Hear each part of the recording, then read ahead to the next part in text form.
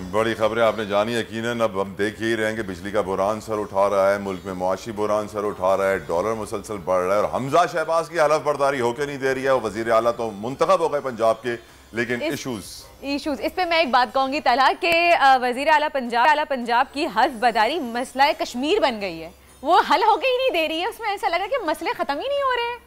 मसला कश्मीर थोड़ा बड़ा मसला है, वरना मैं शायद कभी मसला कश्मीर को हमजा शहबाज के मसाइल से ना मिलाऊं। वो एक बहुत नेशनल इंटरनेशनल इशू है और ये हमारा छोटा सा एक सूबे का इशू है। और कश्मीर का मसला ऑफ कोर्स 1947 में जब से पाकिस्तान आज़ाद हुआ है तब से चला आ रहा है। इसको अभी चंद दिन ही हुए हैं और ये एक हफ्ते से ज़्यादा मज़ीद प्रोलॉन्ग नहीं ऐसे ही जा रहा है कि बात इस पे हो सकती है, लेकिन की नहीं जा रही। मसला कश्मीर का भी यही हाल है। खैर वो एक अलग बात है, लेकिन जैसे कहावत एक मुहावरतन कहा जाता है, तो इसमें मुझे तो यही लग रहा है कि वो इसको बिला वजह खींचा जा रहा है।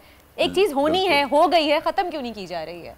क्योंकि ऑफ कोर्स यहाँ पे पॉलिटिकल राइवलरी, सियासी दुश्मनियाँ बरकरार हैं और पीटीआई की हुकूमत जितनी मुश्किलात खड़ी कर सकती है नून लीग के लिए, पीपल्स पार्टी के लिए खड़ी करेगी। क्योंकि ऑफ कोर्स ये सियासत का हिस्सा है कि अगर हम नहीं खेलेंगे तो आपको भी नहीं खेलेंगे। लेकिन इस मुल्क की सूरत हाल को डिस्कस करने के लिए हमारे साथ मौजूद हैं पाकिस्तान तहरीक इंसाफ सीनियर रहनुमा Amjad Ali Niazi.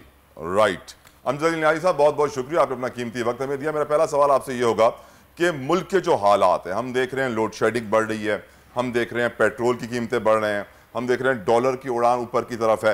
At the same time prime minister 200 अरब रुपए की एक सड़क का इफ्तिताह करता है और कहता है कि मेरे पास तो पैसे ही नहीं है, मैं कैसे इफ्तिताह कर रहा हूं। तो एक अजीब सी सूरत हाल से नहीं गुजर है नियाजी साहब। बिस्मिल्लाहिर्रहमानिर्रहीम।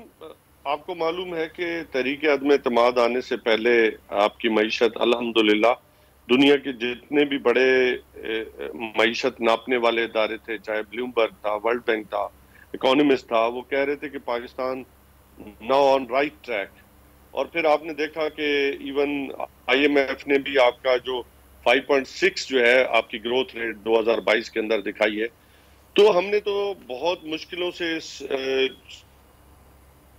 स्टेबल किया था और स्टेबल से अब ग्रोथ की तरफ हमने इस इकोनॉमी को रवां दवा किया। लेकिन जैसे ये तहरीक अदम एतमाद आई, हर चीज जो है वो धड़ाम से गिर पड़ी और जो कुछ भी हमने जोड़ा था वो इन्होंने अब चंद हफ्तों के अंदर ही सब चीज जो है मिलियमेट कर दी है। तो यकीनन ये चीजें वर्स्ट हैं। जब कोरोना के, हालांकि हमने कोरोना भी भुगता, मसाइल भी आए, लेकिन उसके बावजूद भी हमने अपनी आवाम के लिए जो है सहूलियात पैदा की। इवन अभी पेट्रोलियम मसनूआत थी, उसके लिए एक हमने प्रोग्राम दिया और इसको एक हद तक जो है इसकी कीमतें कंट्रोल रखी ताकि लोगों पे बोझ ना बढ़े। लेकिन इन्होंने तो IMF के पास दोबारा जाके तो ये सारी सब्सिडीज उड़ा दी हैं। अब देखें इनका जो प्रोग्राम है क्या लाते हैं। लेकिन हालात तो यही बताते हैं कि अभी बिजली जिस तरह महंगी की है और पेट्रोल भी महंगा करते हैं, तो इससे तो मैं समझता हूँ लोगों पे बोझ बहुत ज्यादा बढ़ेगा। और ये तो कहते हैं कि हम पुराने पाकिस्तान में आ गए हैं, तो हम तो अब सब चीजें बिल्कुल जो है वो सस्ती कर देंगे। लेकिन पुराना पाकिस्तान तो खैर यही था जहां बिजली भी नहीं थी, गैस भी नहीं थी। फिलहाल यही हाल लग रहा है। नियाजी साहब, आपने जिक्र किया अदम एतमाद का, तो उससे मैं कंटिन्यू करूंगी कि फवाद चौधरी ने कहा है कि अगर स्टैब्लिशमेंट नाराज ना होती तो आज हम हुकूमत में होते। तो और मुझे ये बताइए, क्या ये वाकई जो कहा जाता है कि ख़त का मामला है, कि बैरून मुल्क की मुदाखलत है, क्या ये वाकई सिर्फ कहने की हद तक है? क्योंकि यहाँ पे हम सबको ये बात पता है कि उस्मान बुज़दार को जब वज़ीर आला पंजाब बनाया गया था उस वक्त भी स्टैब्लिशमेंट को नाराज़ किया गया था। तो ये मामला अक्सर क्या वाकई ऐसा है? विरदा, बात यह है कि मरासला एक तो अल्लाह ताला की ज़ात, बिल्कुल इसमें कोई शक नहीं है, हक है। और ये साबित होगा, इन्होंने ही नेशनल सिक्योरिटी काउंसिल का इजलास बुलाया और उसमें सब चीजें इंडोर्स हो गई कि मुदाखलत हुई है। और उस मुदाखलत हुई है तो गवर्नमेंट को बदला गया है ना। लेकिन वो तो डिनाई कर रहे हैं ना इस चीज को। इमरान खान साहब ने तो कहा है कि जिनसे गलती हुई है दुरुस्त कर लें। और उसके लिए बेहतर है कि अदम इस्तेकाम जिस तरह मुल्क के अंदर बढ़ता जा रहा है, इकॉनमी जो है मजीद उसकी पोजीशन वर्स्ट होती जा रही है, तो बेहतर है कि हम इंतखाबात की तरफ बढ़े। और जिन लोगों ने मीर सादिक ने जो किरदार अदा किया है, वो तो कहते थे पहले कि जी हमें तो मरासले का पता चला, चूंकि मरासला वो मानते ही नहीं थे। अब तो खुद उनकी चीजें सामने हैं और उसमें बहुत सारी और भी चीजें हैं जो वक्त के साथ साथ, इसलिए तो हम कहते हैं कि ओपन कोर्ट हो, यानी कि कमीशन हो जिसमें ये सारी चीजें रखी जाए। उसमें बहुत सारी चीजें, इवन इमरान खान की जिंदगी को भी खतरा है, इसमें भी कोई दूसरी राय नहीं है। और स्पेशली इमरान खान साहब को टारगेट किया गया है, ना सिर्फ रजीम बल्कि उनको जाती तौर पे भी टारगेट किया गया। सही, अभी इमरान खान साहब ने जमात इस्लामी से भी राब्ता किया है 5 साल बाद तकरीबन, और उनकी तरफ से भी काफी पॉजिटिव रिस्पांस आया है। तो इस बारे में क्या कहना है, प्लान क्या है आप लोगों का, क्या कुछ सोचा है आप लोगों ने इस बारे में? हम तो बिल्कुल, हमारा प्लान बिल्कुल वाजे है, क्योंकि कौम बिल्कुल रेडी हो चुकी है और इंशाल्लाह ईद के बाद जो है फाइनल कॉल आएगी। और हम समझते हैं कि बजाय इसके कि मामलात जो है वो आगे की तरफ प्रोसीड होने से पहले बेहतर यह है कि हम इलेक्शन की तरफ चले जाएं, मजीद अदम इस्तेकाम से बच सकें। इलेक्शन कब होंगे नियाज़ी साहब? क्या मौजूदा सिपा सालार की मुद्दत मुलाजमत के दौरान आप इलेक्शंस को देख रहे हैं, या नए सिपा सालार की क़यादत में आप इलेक्शंस को देख रहे हैं? हमारी कोशिश है इसी कुछ हफ्तों के अंदर अंदर जो है ये इलेक्शन अनाउंस हो जाए, ताकि अवाम को अपनी विल और विश जो उनकी है उसके मुताबिक उनको हक दिया जाए कि वो देखिए, हम समझते हैं कि हमारा एक स्टांस है कि हम चाहते हैं कि हम किसी की गुलामी नहीं चाहते, हम हकीकी आज़ादी की तरफ बढ़ना चाहते हैं। अगर कोई समझता है कि हम बेकार ही रहना चाहते हैं और हमारी कोई चॉइस नहीं है, तो वो उनका स्टांस है। हमारा स्टांस तो बड़ा वाज़ेह है कि पाकिस्तान बराबरी की सतह पे अपने ताल्लुकात चाहता है तमाम अक़वाम से, वो गुलामी की सतह पे नहीं ताल्लुकात चाहता। और जो हमारे मफादात हैं खिते के अंदर, हम उसको ज़रूर केटर करना चाहते हैं। हमारी जो पॉलिसी है कि हमें अच्छा लगे, हम अगर किसी को अड्डे नहीं दे सकते न हमें देने चाहिए। अगर पाकिस्तान के मफाद में है कोई भी पॉलिसी, इवन आपका अफगानिस्तान है या रीजन के अंदर और भी मसाइल है, या CPEC है, जिस तरह CPEC अथॉरिटी खत्म की जा रही है, तो ये किसके कहने पे खत्म की जा रही है? ये भी एक सवालिया निशान है। जो पाकिस्तान की तरक्की का जो नया दौर शुरू होने वाला था, उसके बहुत सारे फेज 2 था, फेज किसके कहने पे खत्म की जा रही है नियाज़ी साहब? बता दें, जरा खुल के बोले। तो लाज़मी बात है, तो इसमें खुल के तो बोल रहे हैं ना कि अमेरिका ही इन्वॉल्व है। वो चाहता तो इसलिए था कि इमरान खान उनकी बात नहीं मान रहा था, तभी वो रजीम चेंज की बात हुई ना। अगर हम भी गुलामी करते तो हम भी यहाँ गवर्नमेंट में बैठे होते। अन्यायी साहब, ये बताइए कि इस रजीम चेंज से PTI को ज्यादा नुकसान हुआ या एस्टैब्लिशमेंट को ज्यादा नुकसान हुआ?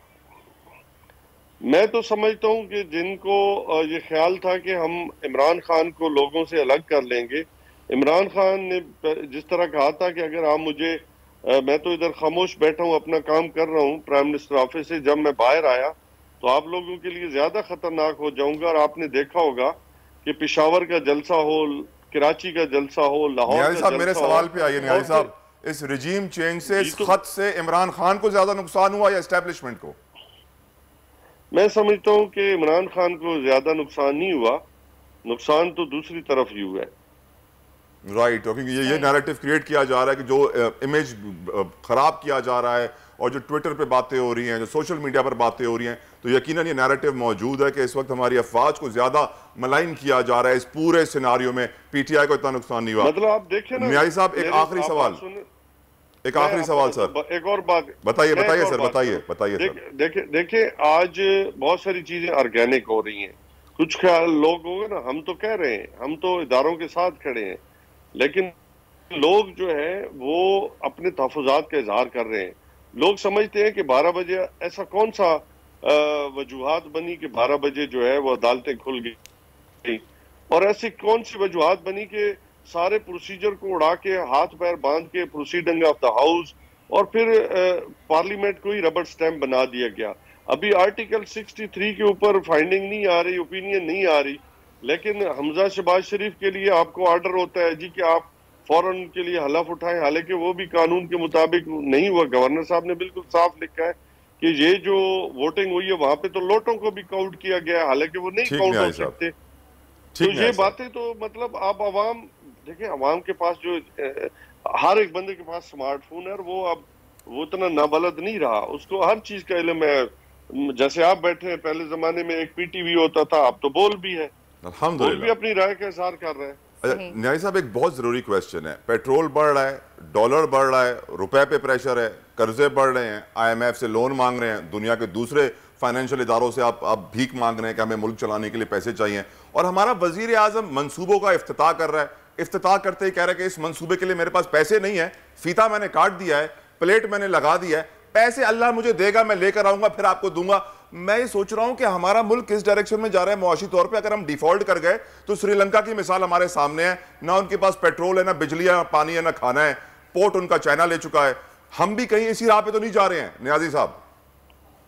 देखिए, सबसे पहले तो हमने अपनी मईशत का खुद बेड़ा गर्क किया आदम एतमाद ला के, और जो खुद कह रहे हैं ना कि हम बेकारी, हमारी कोई चॉइस नहीं है और अमेरिका के वो दर पे जाएंगे और अमेरिका हमें वो भीख देगा ताकि हम कौम को बता सके देखो जी अमेरिका हमारा बड़ा दोस्त है, फला हमारा बड़ा दोस्त है, उसने मुश्किल में हमारी मदद की है।